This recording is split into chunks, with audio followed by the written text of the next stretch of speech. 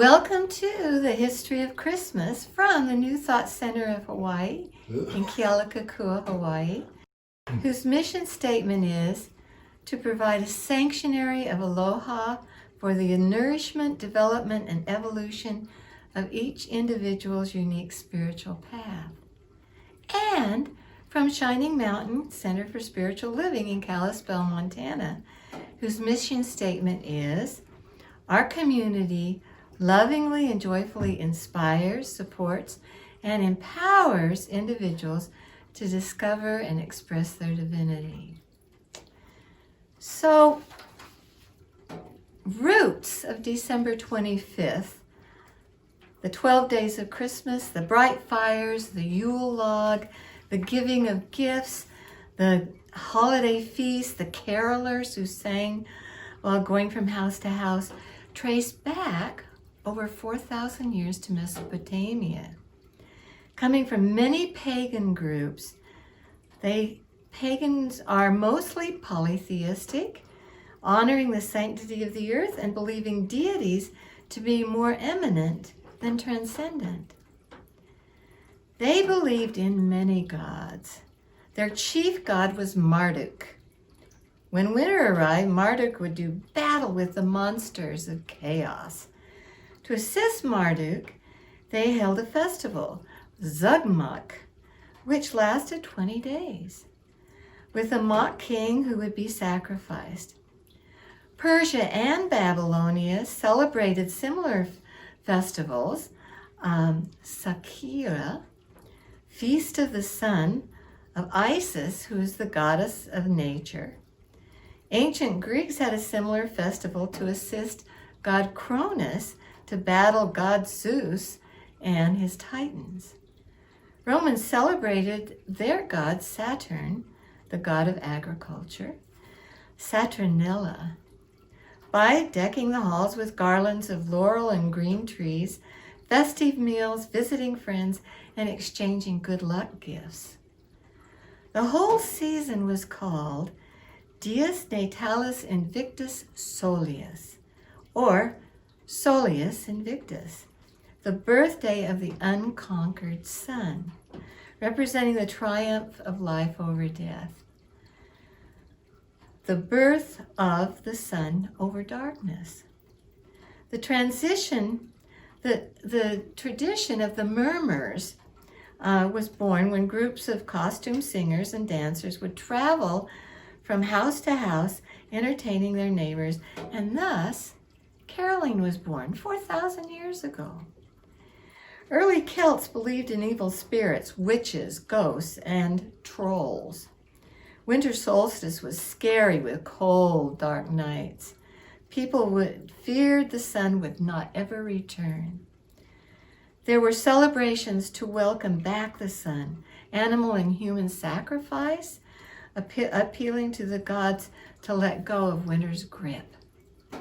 In Scandinavia, the sun would disappear for many days. Scouts would go to the top of the mountains, waiting for the sun to come. The first light of sun would bring a great festival called Yuletide, with great bonfires, feasts, burning the Yule log, and celebrations of the return of the pagan sun god Mithras. Yule, the birth of the sun, or infant, Holy Child Day, on the day the incarnate Son appeared as a baby boy to redeem the world from darkness. Winter solstice became the birthday of many gods: Attis, Frey, Thor, Dionysus, Urisus, Adonis, and Mithras, all young baby boys from the great mother goddess. The celebration was to the goddess of nature who produced these gods. In the European goddess tradition, Lucina is a maiden goddess of the returning light at midwinter solstice and represents the rebirth of the new year. She wears a crown of candles and evergreens and a white gown with a red sash. Luce means light and is the same root as Lucifer, which was the old name for the devil, who was the God's son at one time. In Nordic countries, the eldest daughter still dresses as Lucina and carries a platter of treats to everyone in the home at daybreak. The word Shabbat means holy day and refers to the solstices and the equinoxes. So right now, we are going to share a song about Lucina.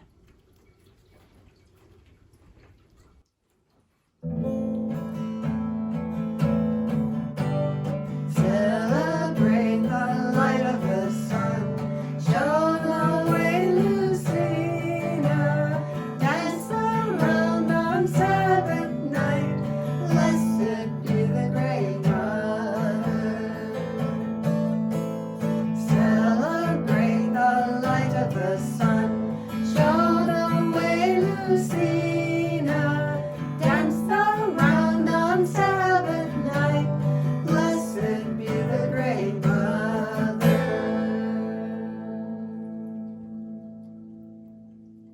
For the pagan Norsemen of northern Germany, winter brought lots of evils and malicious spirit. So they turned to the aid and magic of the evergreens, which were nice and green all year round. So they found that the evergreens helped to protect them against the darker magic of winter because of their evergreen nature. They would hang wreaths and bushels of evergreens over their doors and throughout their houses to ward away evil. Evergreens, called the Yule trees, were brought inside the home to freshen the dark medieval homes. And the cones and the needles were burned to freshen up the house and, again, to keep away evil spirits. For the Celtic and pagan civilizations, the Druidic traditions of decorating the tree with apples to signify that spring would come again, and with brightly colored stars, moons, and suns to represent the souls of those who had died the previous years, and gifts of offering to the various pagan gods and goddesses. The custom was in honor of the sacred groves of trees, first worshipped by the Celtic priesthood and continued because of the dependence upon the trees for warmth and shelter in the cold winters. So, please join us at home singing "O Christmas Tree." 1, 2. Oh Christmas tree, thy leaves are so unchanging. Oh Christmas tree, thy leaves are so unchanging. Not only green when summer's here, but also when it's cold and drear. Oh Christmas tree, thy leaves are so unchanging. Oh Christmas tree, you set my heart a-singing. Oh Christmas tree, you set my heart a-singing. Like little stars, your candles bright, sent to the world a wondrous light. Oh Christmas tree, you set my heart a-singing. Yule, December 21st, is the longest night of the year. It's the solstice. And so for the ancient Druids, it was the fire festivals that meant a lot. Yule is derived from the word Eula, which means wheel or wheel of the year. And it represents the rebirth of the sun. So at that time, a massive hardwood log, usually an ash log, would be either cut from the householder's farm or given as a gift. It was never bought. And it would be dragged into the house and decorated with greenery and doused with cider or ale, and then set ablaze by a piece of last year's Yule log that was saved just for that purpose. It had to be large enough to burn or smolder in honor of the great mother goddess for 12 days of feasting and sacrifice, and served as a fertility symbol to both help with the coming spring and prophesize its bounty of seeds that were protected through the fall and winter. Bonfires were lit in the fields, and crops and trees were wassailed with toasts of spiced ciders. So, sing with us the wassailing song.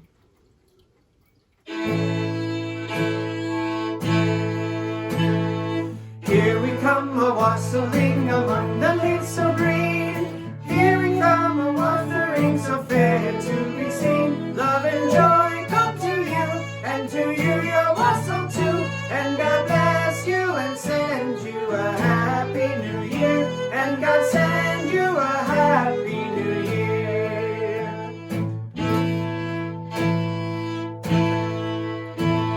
God bless the master of this house, the mistress also, and all the little children around your table grow. Love and joy come to you, and to you your wassail too. And God bless you and send you a happy new year. And God send you a happy new year.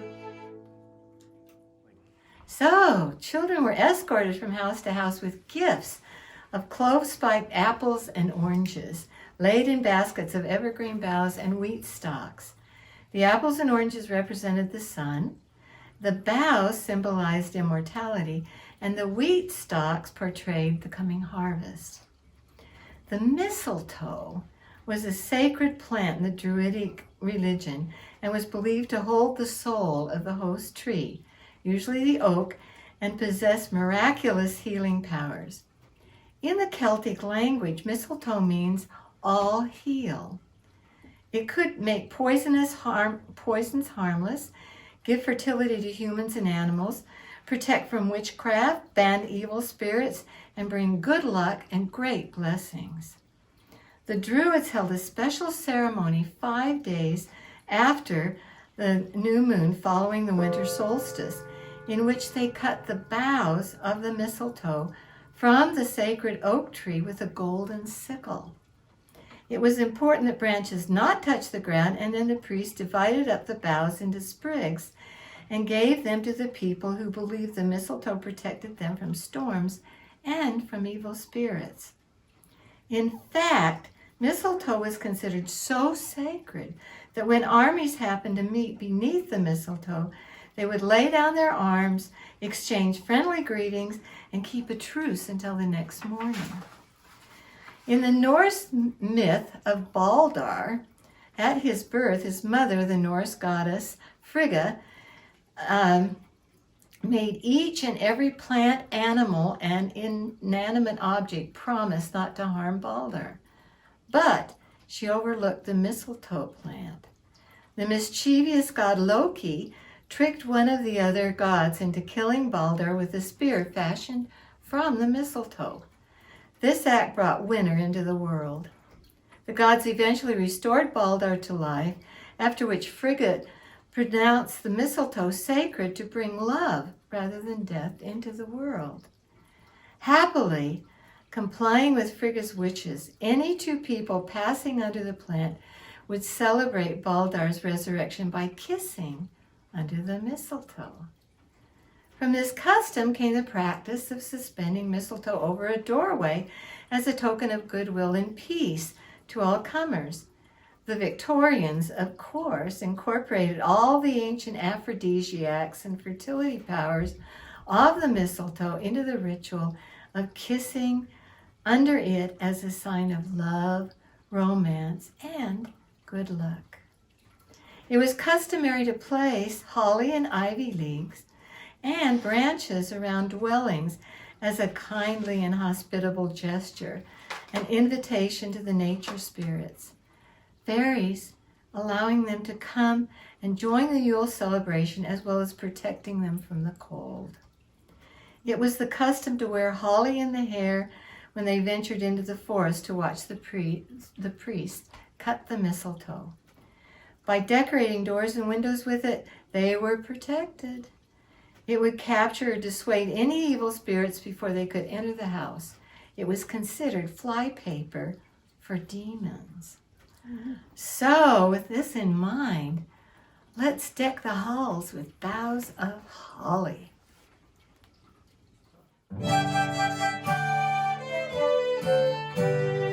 Deck the halls with boughs of holly, fa la la la la, la la la la. 'Tis the season to be jolly, fa la la la la, la la la la. Don we now our gay apparel, fa la la la la la la la. Troll the ancient Yuletide carol, fa la la la la la la la. See the blazing Yule before us, fa la la la la la la la. Strike the harp and join the chorus, fa la la la la la la la la. Follow me in merry measure, fa la la la la la la la la. While I tell of Yuletide treasure, fa la la la la la la la la. Fast away the old year passes, fa la la la la la la la la. Hail the new ye lads and lasses, fa la la la la la la la la. Sing we joyous all together, fa la la la la la la la la. Heedless of the wind and weather, fa la la la la la la la la.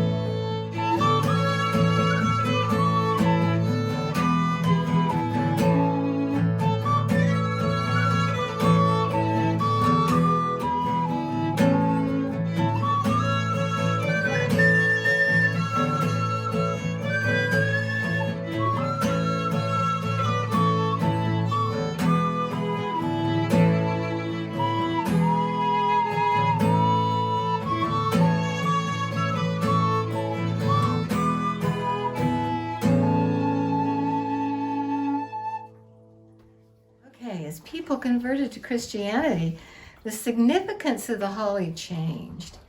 With the white berries symbolizing Mary's purity, the red berries symbolizing the blood of Christ, and when fashioned into a wreath, the thorns and berries symbolized his crown of thorns. These greens symbolize eternal life.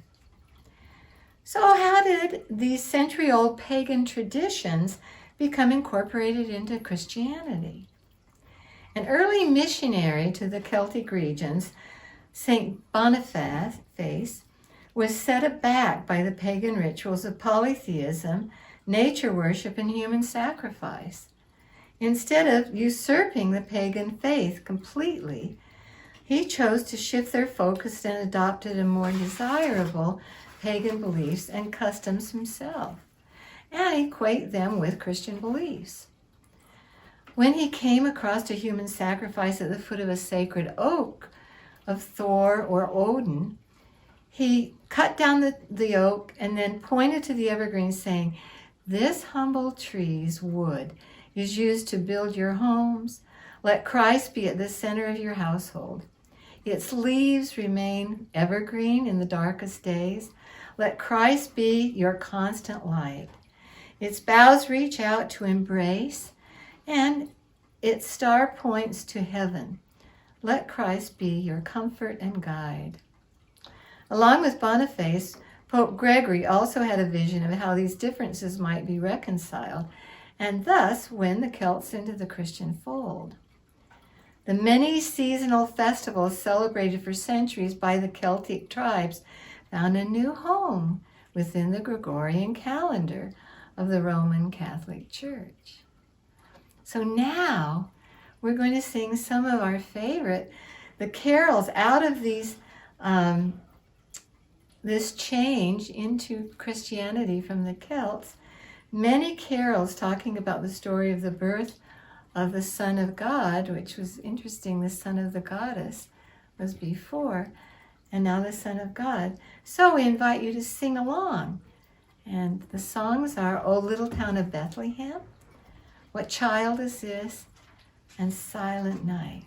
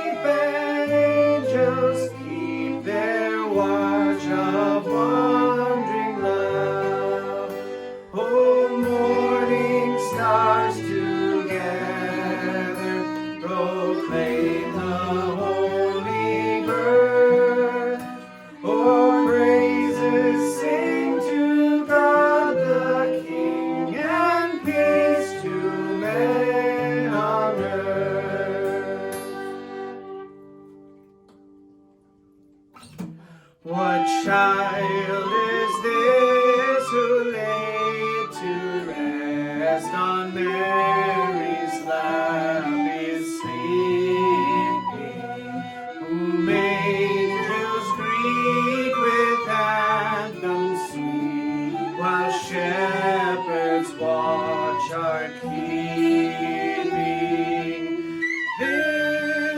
This is Christ the King, whom shepherds guard and angels sing. Haste, haste to bring him now, the babe, the Son of Mary.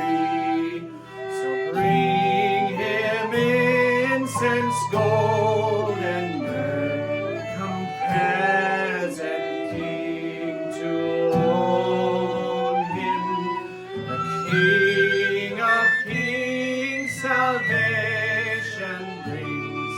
Let loving hearts enthrone him. Raise, raise the song on high, the Virgin sings her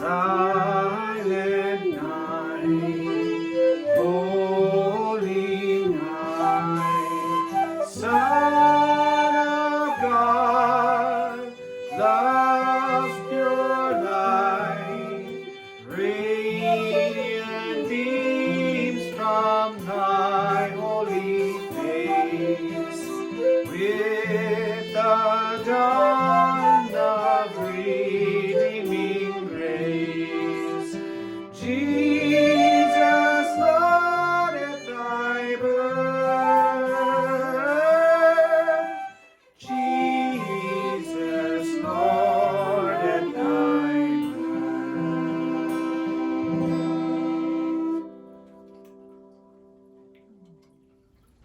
In 350, Pope Julius decided that Christmas should be celebrated on December 25th, but strictly forbade decorating with evergreen shrubs because of the association with paganism. It was just too strong.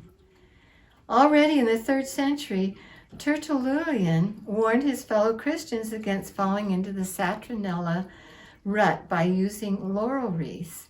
In the 8th century, missionaries of the Holy Roman Catholic Church began to make their way north into Germany and the Netherlands. The first record of an evergreen being decorated in a Christian celebration was in 1521 in the Alsace region of Germany. The converted Germans who celebrated Christ's Mass celebrated the same as they did for the winter solstice. The evergreen trees became symbols of the Holy Trinity. The stars at the top, a symbol of heaven and God. Apples hung on the tree symbolize the fruit of the tree of knowledge.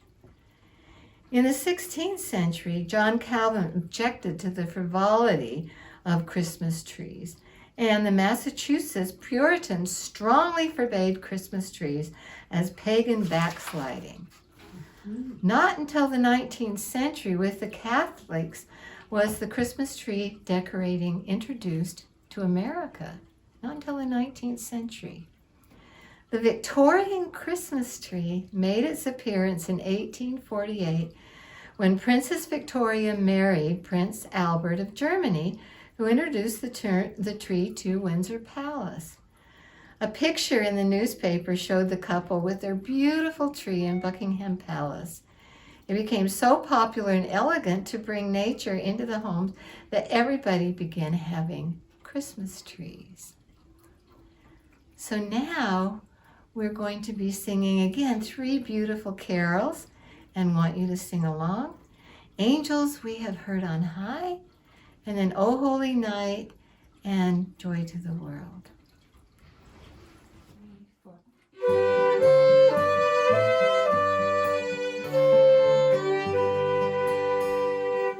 Angels we have heard on high, sweetly singing o'er the plains, and the mountains in reply, echoing their joyous strains.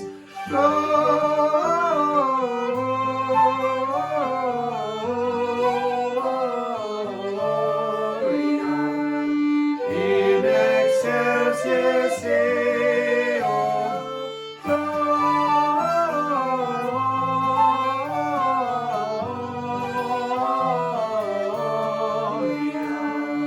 in excelsis Deo. Shepherds, why this jubilee? Why your joyous songs prolong? What the blessed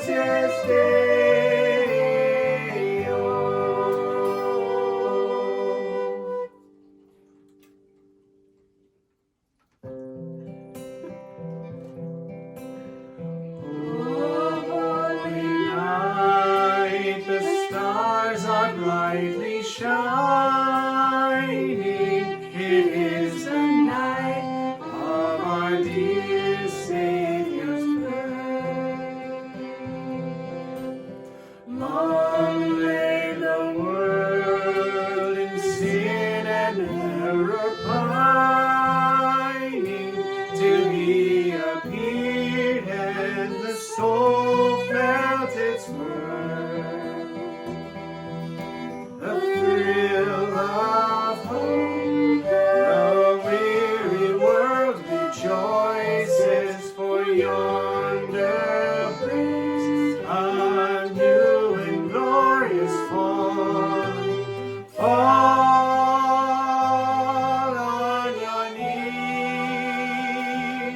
oh, hear the angel voices, oh, night divine, oh, night when Christ was born, oh, night, oh, night,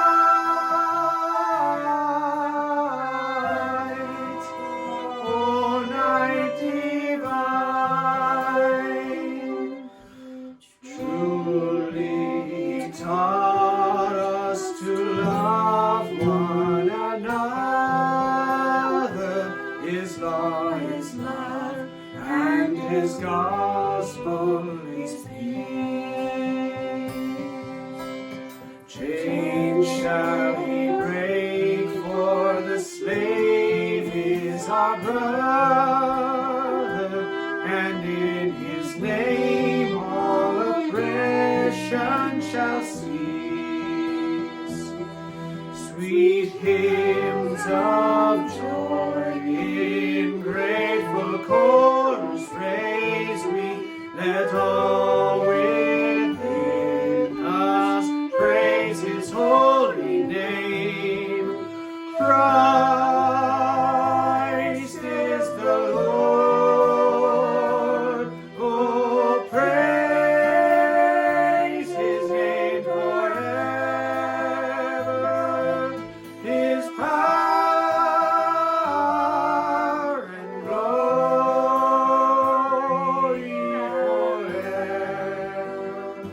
forevermore proclaim. His power and glory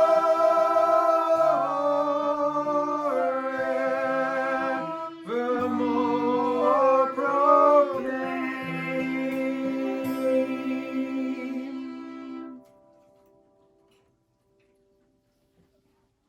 And what about Santa Claus?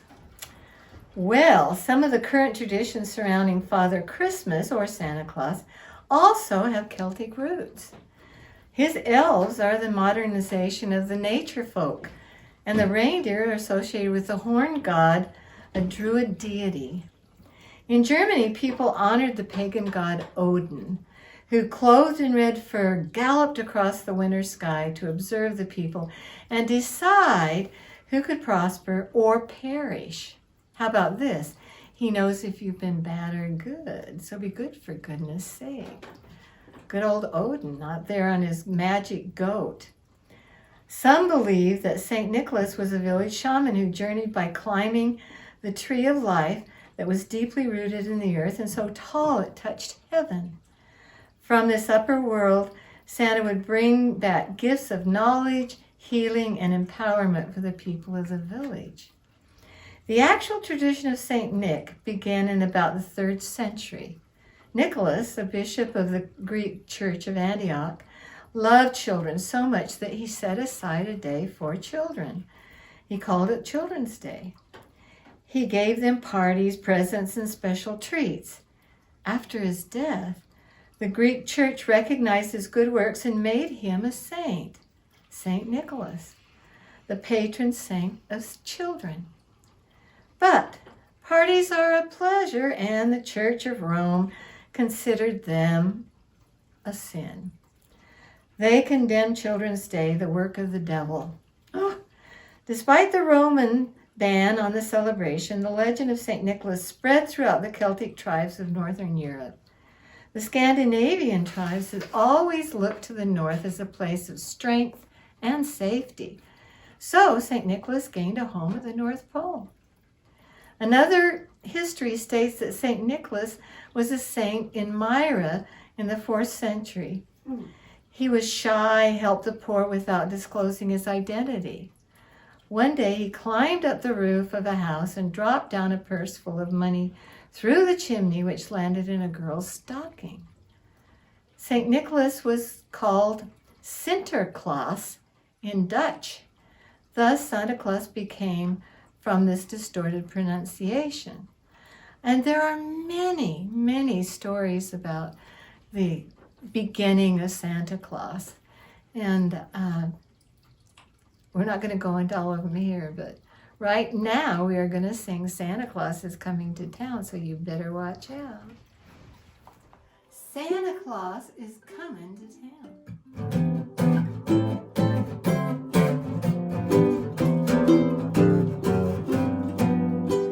You better watch out, you better not cry, you better not pout, I'm telling you why. Santa Claus is coming to town. He's making a list, checking it twice, gonna find out who's naughty or nice. Santa Claus is coming to town. He sees you when you're sleeping, he knows when you're awake, he knows if you've been bad or good, so be good for goodness sake.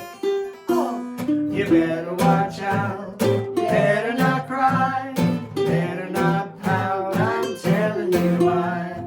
Santa Claus is coming to town. Santa Claus is coming to town.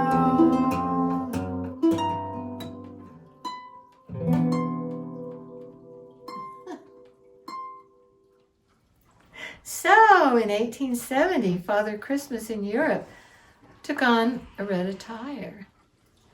The modern-day Santa Claus has much to thank Coca-Cola Company for their great publicity in the 1930s when Santa Claus was its central theme, thus making the figure well recognized throughout the world. And reindeer. What about reindeer? St. Nicholas originally rode a white horse in the native country of Turkey. But as the legend spread to Scandinavia, where there were no horses, St. Nicholas gained a reindeer-drawn sled. Thor, I love this one, Thor, the Norse god of thunder, flew through the stormy sky in chariots drawn by magical goats, termed Gnasher and Cracker. The names of the reindeers appeared in "'Twas the Night Before Christmas," written by Major Henry Livingston in 1807. In Finland, the traditional gift bringer was the Yule buck. Robert May wrote the story of Rudolph in May of 1939, which was first recorded by Gene Autry in 1949. So we ask you to join us as we sing Rudolph the Red-Nosed Reindeer. Rudolph the Red-Nosed Reindeer. You know Dasher and Dancer and Prancer and Vixen, Comet and Cupid and Donner and Blitzen. But do you recall the most famous reindeer of all? Rudolph the Red-Nosed Reindeer had a very shiny nose, Like a light bulb. and if you ever saw it, you would even say it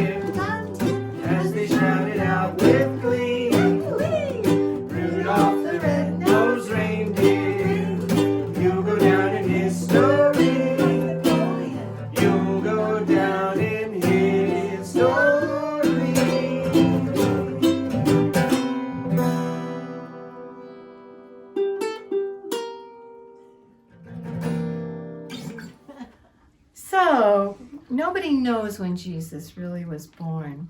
The idea is in the biblical passage of Jesus being the Lion of Judah, a Leo born of a virgin on the Virgo cusp. Thus, maybe he was born in July. Others say September, considering the shepherds watching the sheep at night on the hillside. It would have been very cold in December in Judah. Pope Benedict calculated 9 months after March 25th, the day of Jesus' conception, they think, which was the Feast of Annunciation. But whatever, the winter solstice, celebrating the birth of the sun god, the sun god became the birth of the Son of God. And so we're going to get into some of the current carols that we all love. So sing along, Jingle Bells. Dashing through the snow in one horse open sleigh, over the fields we go, laughing all the way. Bells on bobtails ring, making spirits bright. What fun it is to ride and sing a sleighing song tonight. Oh, jingle bells, jingle all the way. Oh, what fun it is to ride in a one-horse open sleigh. Hey, jingle bells, jingle all the way. Oh, what fun it is to ride in a one-horse open sleigh. A day or two ago, I thought I'd take a ride, and soon Miss Fanny Bride was seated by my side. The horse was lean and lame, misfortune seemed his lot. He got into a drifted bank and soon he got upset. Oh, jingle bells, jingle all the way. Oh, what fun it is to ride in a one-horse open sleigh. Hey, jingle bells, jingle all the way. Oh, what fun it is to ride in a one-horse open sleigh. Okay, Winter Wonderland.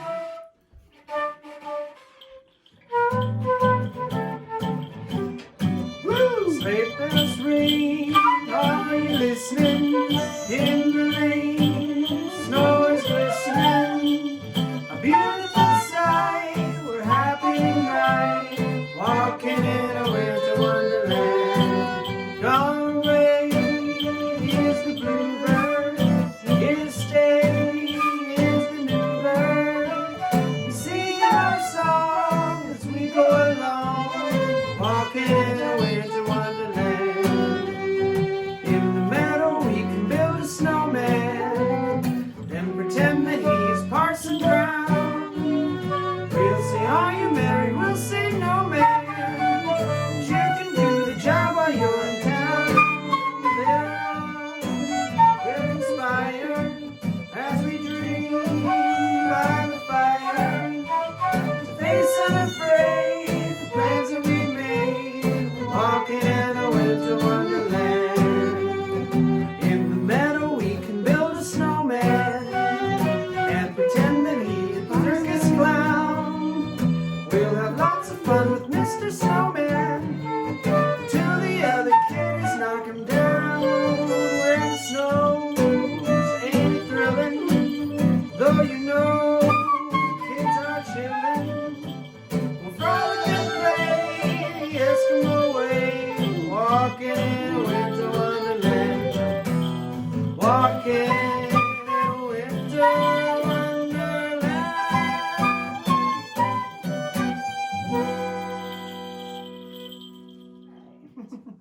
So, this is for everybody in Hawaii, but also around the world.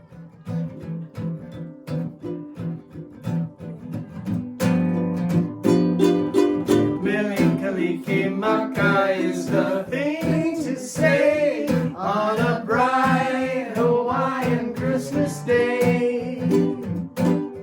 That's the island greeting that we send to you from the land where palm trees swing. away. Here we know that Christmas will be green and bright. The sun will shine by day and all the stars at night. Melikilikimaka is Hawaii's way to say Merry Christmas to you. Melikilikimaka is the thing to say on a bright Hawaiian Christmas day. And that's the island greeting that we send to you from the land where palm trees sway. Here we know that Christmas will be green and bright. The sun to shine by day and all the stars at night. Melikilikimaka is Hawaii's way to say Merry Christmas, a Merry, Merry Christmas, Merry, Merry Christmas to you. Okay, aloha nui loa to all of our good friends in Hawaii. And we send you Mele Kaliki Maka and Haole Makahiki Ho for this coming year. So I would like to thank Audie, who all of you know, playing, but these wonderful friends here that I have, Red Star and Dawn Caverly, for doing this video for us and sending it to Pasha McGregor at New Thought Center of Hawaii. So also, these are tough times with the pandemic, and so both New Thought Center and Shining Mountain Center for Spiritual Living can always use donations. So if you need to or you'd like to, give from your heart, New Thought Center of Hawaii.com or CSL Kalispell.com. Kalispell is spelled Kalispell. And I send you all my love from Kalispell, Montana.